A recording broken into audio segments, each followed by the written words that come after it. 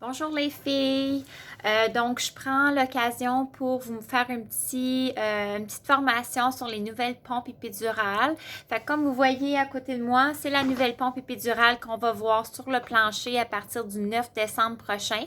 Cette nouvelle pompe va aussi être la même pompe que les pompes PCA. Au cas où vous devriez dans le fond, faire une infusion avec une pompe PCA. Vous pouvez toujours venir nous voir, là, les infirmières, qu'on puisse vous aider à ce moment-là. Je sais que c'est pas quelque chose que vous allez faire souvent dans votre carrière. Côté, par contre, épidural, ça va être quelque chose qui va être plus, que vous allez voir plus souvent avec vos patientes. Si je peux vous donner un petit cours 101 pour la pompe, fait que vous allez voir dans le fond que la pompe est sur un boîtier. Ce boîtier-là, dans le fond, va être toujours sur une pompe et va être barré. Vous allez voir ici, dans le fond, il y a une petite serrure qui va faire que le boîtier va être barré sur la pompe. Ensuite, le boîtier va être barré ici, fait qu'on ne pourra pas ouvrir le boîtier pour prendre la pompe et partir avec. Ainsi qu'une autre petite serrure qui va être dans le fond ici. Cette petite serrure-là va faire que la cassette va être barrée, fait que quelqu'un ne pourrait pas partir avec la tubulure de la cassette en tant que telle. Si je vous donne dans le fond un petit cours 101 pour les boutons de la pompe en tant que tel, vous allez voir ici le petit bouton juste là. C'est le bouton dans le fond qu'on met, on ouvre et on ferme la pompe. Vous allez voir de l'autre côté, il y a trois petites embouchures, trois petits trous. Le premier du haut, c'est pas quelque chose que vous allez travailler avec, c'est un port USB que la pharmacie va utiliser. Le deuxième petit trou, c'est pour brancher la pompe au mur, à la prise de courant. Donc, c'est le petit, dans le fond, fil ici, là, qui s'enlève un peu comme, moi j'appelle ça comme les BP cuffs, là, très facile à mettre. Vous allez voir ensuite, la dernière petit fil, c'est pour la manette. La manette ressemble beaucoup à ce qu'on a présentement à l'unité. C'est celle-ci. Il va y avoir un petit bouton vert qui va allumer ici si la patiente elle veut prendre un bolus. Sinon, si elle est en période réfractaire, la lumière ne sera pas allumée. Quand je vous dirais que si vous devez enlever dans le fond le fil pour la manette, c'est super important de le remettre dans le fond dans la pompe correctement. Vous allez voir dans le fond qu'il y a une petite lune qu'on peut voir ici en bas. Et il y a aussi une petite lune, vous pouvez peut-être pas bien voir, mais il y a aussi une petite lune dans ma pompe, juste là. Il faut s'assurer que les deux petites lunes sont une par-dessus l'autre pour le rentrer correctement. Si vous essayez dans le fond de les mettre pas une par-dessus l'autre et vous essayez de le tourner, vous allez casser la pompe et ça ne fonctionnera pas. Au niveau des autres boutons sur la pompe, vous allez voir quelques boutons. Les boutons blancs qu'on peut voir ici, c'est des boutons de fonction. Ça vous permet de contrôler l'image dans le fond dans votre pompe. Ici, on monte et on descend, exemple, un débit. Fait que ces petites flèches-là, monter et descendre un menu. Vous allez voir ensuite le bouton Select. Vous allez pouvoir sélectionner quelque chose dans votre écran.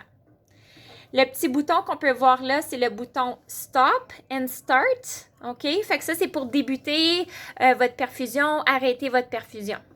Le petit bouton bleu qu'on voit ici, qui est écrit dans le fond PCA. Fait que ce bouton-là est utile dans le fond si vous auriez, exemple, une patiente soins palliatifs à la maison, puis elle partirait avec la pompe. Ici, c'est pas notre cas. On utilise dans le fond notre manette parce que nos patients sont au lit. Fait qu'aussitôt que la manette elle est connectée, ce petit bouton-là disparaît et devient inactif. Il disparaît pas, mais il devient inactif. Donc, si je vous démontre un petit peu comment ça fonctionne. Fait que si, exemple, votre patient arrive, là, il prend l'épidurale, votre médecin anesthésiste va faire, dans le fond, le vide d'air de la tubulure. Il va commencer sa perfusion. Je vais vous montrer un petit peu du début, puis ensuite quelques points que vous allez travailler. Fait que vous allez remarquer aussi que les médicaments ne seront plus sur une seringue. Les médicaments pour l'épidurale vont être dans des petits sacs. comme ceux-ci, OK, qui vont être préparés par la pharmacie et qu'on va prendre dans la Q-Dose. Si j'ouvre ma pompe ici, vous allez voir, votre pompe va vous poser quelques questions. La première question qu'elle va vous poser, c'est est-ce que c'est un nouveau patient que vous commencez? Vous allez répondre soit oui ou non. Donc, si on dit que oui, c'est une nouvelle patiente, on dit oui. Ensuite, elle va vous demander de sélectionner la thérapie. Donc, est-ce que vous voulez pour son accouchement ou post-op, ça serait vos PCA. Fait que nous, ça serait pour son accouchement. Il va faire Select. Ensuite, ils vont vous demander le qualifier. Fait que le qualifier, dans le fond, c'est le pompe AECP ou l'épidurale continue. À l'épidurale continue, là, c'est vraiment, je reçois 6 millilitres pour épidurale de bupivacaine hydromorphe à toutes les heures. Exemple, vous n'avez pas de bolus, rien. Fait que la majorité du temps, ça va être AECP. Fait qu'on va sélectionner AECP. Ensuite, ils vont vous demander, est-ce que c'est bien ce médicament-là que vous voulez? Vous allez dire oui. Vous allez voir par la suite qu'ils vont vous demander un code. Entrez le code de votre continu. Je vais juste tourner ma caméra pour que vous voyez un peu mieux.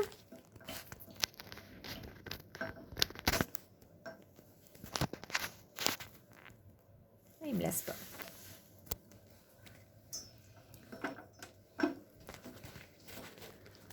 Fait qu'ils vont vous demander votre code. Le code qui a été choisi pour le CFN est le 260. Donc, c'est comme si se rappelait le numéro de service centre 2600. Fait qu'oubliez le 0 à la fin. Fait que 2, on sélectionne, on fait Select, je monte jusqu'à 6, je fais Select et 0, je fais Select. Ensuite, ils vont vous demander, est-ce que c'est bien pour l'accouchement, AECP et le médicament? Oui, c'est bien ça. La pompe est une pompe intelligente. Fait qu'elle va aller chercher la programmation pour que les médecins ont choisi. Vous allez faire une révision de qu'est-ce qui est dans la pompe pour s'assurer que est-ce que c'est bien qu'est-ce que le médecin a donné comme ordonnance. Fait que vous voyez ici, on voit que le médecin a demandé, la programmation, c'est 10 ml à l'heure. Donc, si le médecin aurait choisi 12, vous pouvez sélectionner et augmenter ou descendre le débit selon la prescription du médecin. Ensuite, vous faites Save.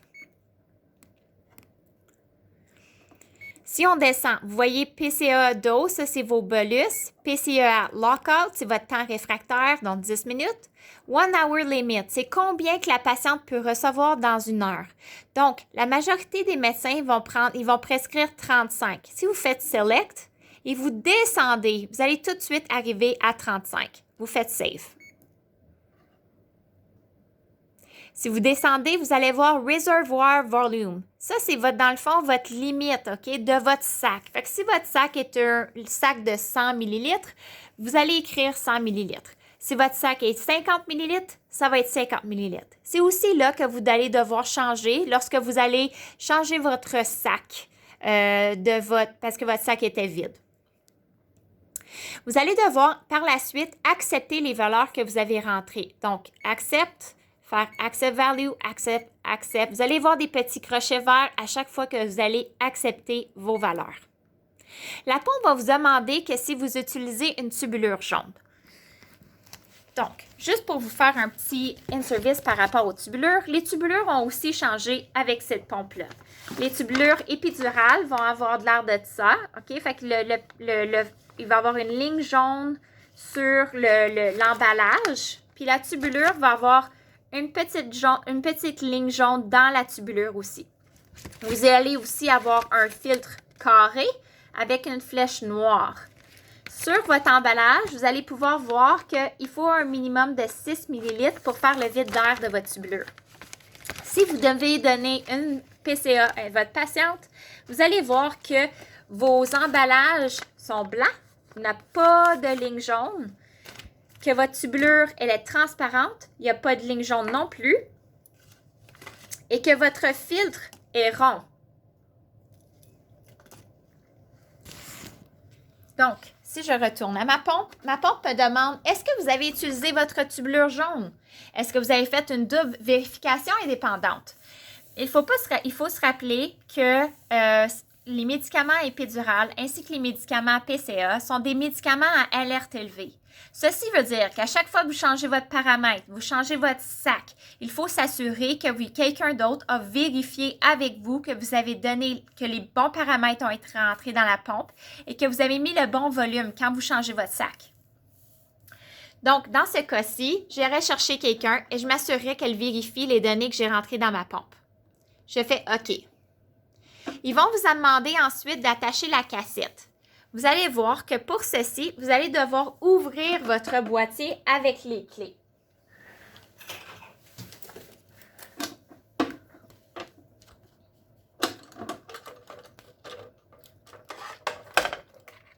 Et j'ouvre ensuite mon levier pour ma cassette.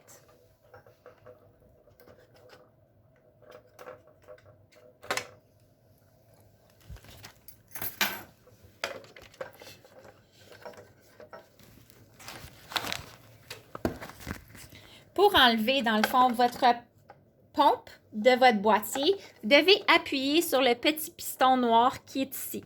Je ne sais pas si vous voyez, il est juste là. Donc, je vais appuyer et je vais tirer sur ma pompe. Je vais déposer le téléphone.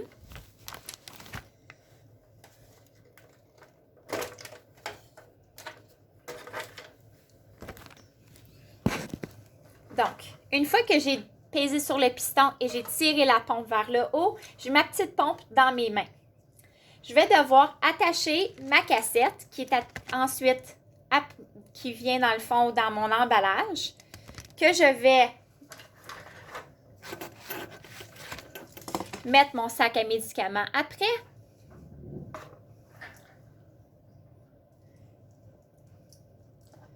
M'assurer d'avoir clampé ma tubulure. C'est super important de faire le vide d'air avec la pompe et non pas par gravité, car la pompe ne pourra pas savoir combien vous avez utilisé de volume pour faire le vide d'air. Donc, mon sac de hydromorphe buvécaïne, je vais l'installer dans le boîtier sur le petit crochet qui est en haut. Je vais ensuite prendre ma cassette, enlever la petite partie bleue qu'il y a ici, l'acheter dans les poubelles. Vous allez voir qu'il va y avoir deux petits croches en bas de votre cassette qui sont juste ici. Je vais l'attacher dans le fond après ma pompe, juste en bas ici. Et vous allez entendre un clic.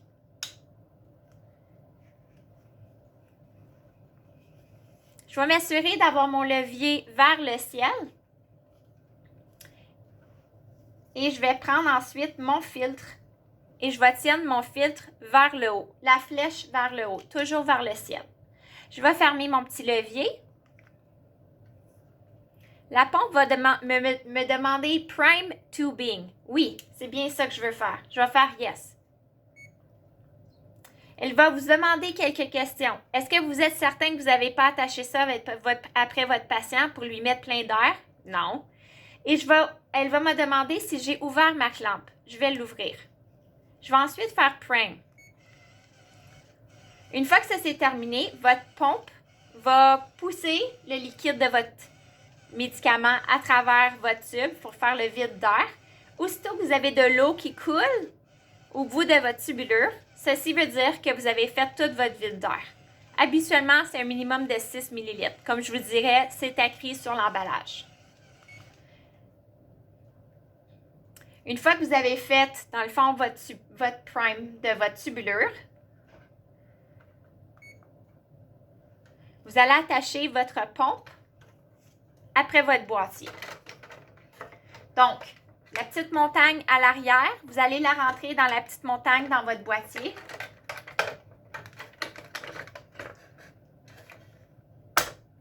Vous entendez un clic. Je tire mes petits fils qui ont rentré dans ma boîte parce que j'ai tiré ma pompe.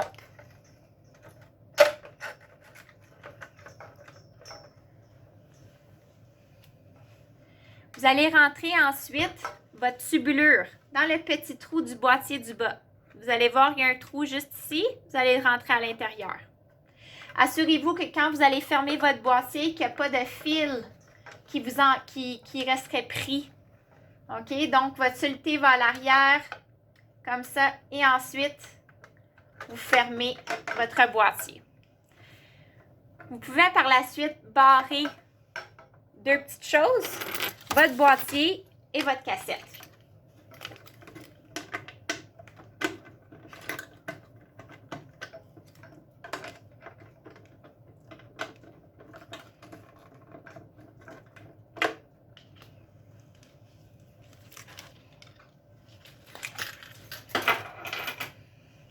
Une fois que ça c'est terminé, la pompe va vous demander, est-ce que tu veux commencer la perfusion? Vous allez dire oui. Vous allez voir un petit bonhomme qui court, qui est vert. Ce petit bonhomme va être ensuite vu en haut. Vous allez voir running avec le petit bonhomme qui court. Juste à gauche, vous allez voir le volume qui vous reste dans votre sac. Habituellement, quand il reste moins que 50 ml, ça devient orange. Quand il va rester moins que 10 ml, la pompe va faire bip bip. Et ensuite, quand il va rester 0 ml, la pompe va sonner constamment. Vous allez voir que ici, ça c'est votre menu de la maison, votre home menu. Si vous voyez que ça devient noir, pesez sur n'importe quoi, vous allez réapparaître votre menu principal. Vous allez pouvoir voir, dans le fond, vos paramètres que vous avez choisis tantôt, que le médecin a initialisé lors de l'épidurale. Si par hasard, vous voulez changer votre sac, vous allez aller à réservoir volume. Ici, ça serait probablement écrit, exemple, 3 ml ou peu importe. Vous allez sélectionner, juste un instant, vous allez devoir arrêter votre pompe.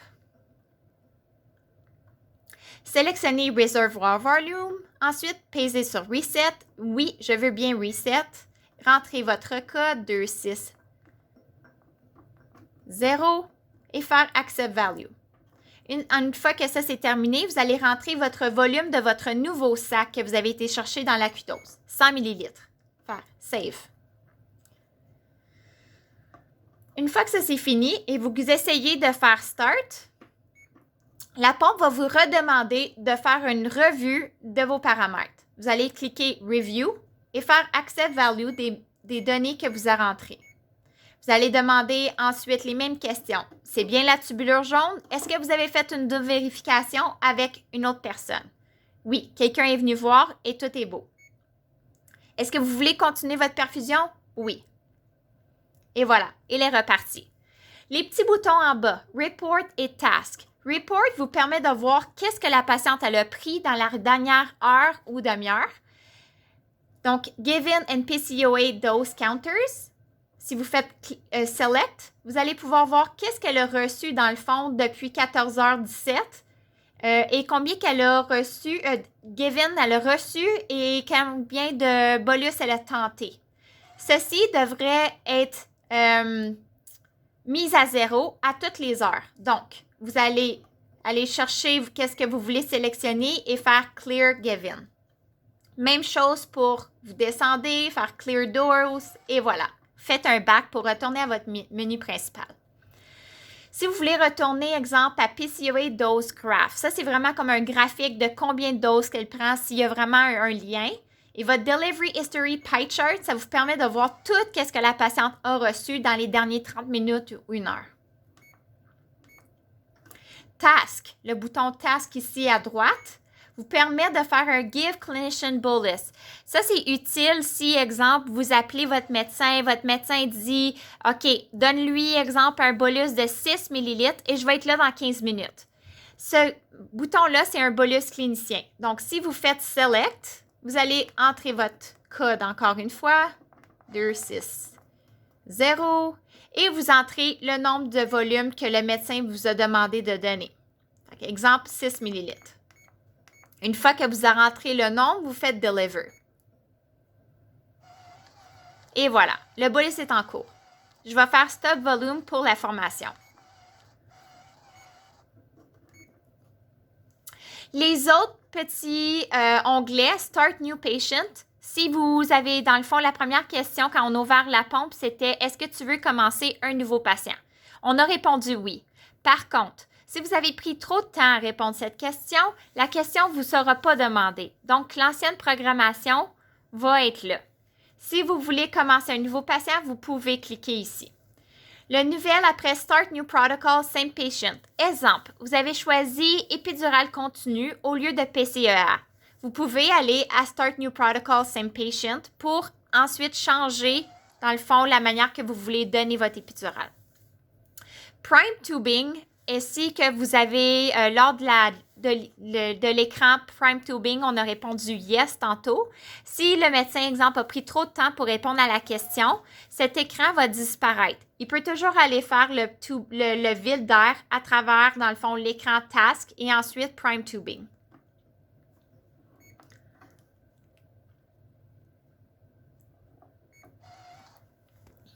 Ceci répond un petit peu, dans le fond, à la formation épidurale. Si vous avez des questions, n'hésitez pas à me rappeler, m'envoyer un courriel, m'appeler sur ma boîte vocale. Ça, c'est l'extension le 3730, mais le courriel, habituellement, fonctionne mieux, vu qu'on travaille les 2 temps partiels. Rappelez-vous, le Go Live est le 9 décembre, puis j'ai créé, dans le fond, un petit guide, le manuel d'utilisation, en cas que vous vous en souvenez plus comment ça fonctionne. Fait que n'hésitez pas. Bye bye!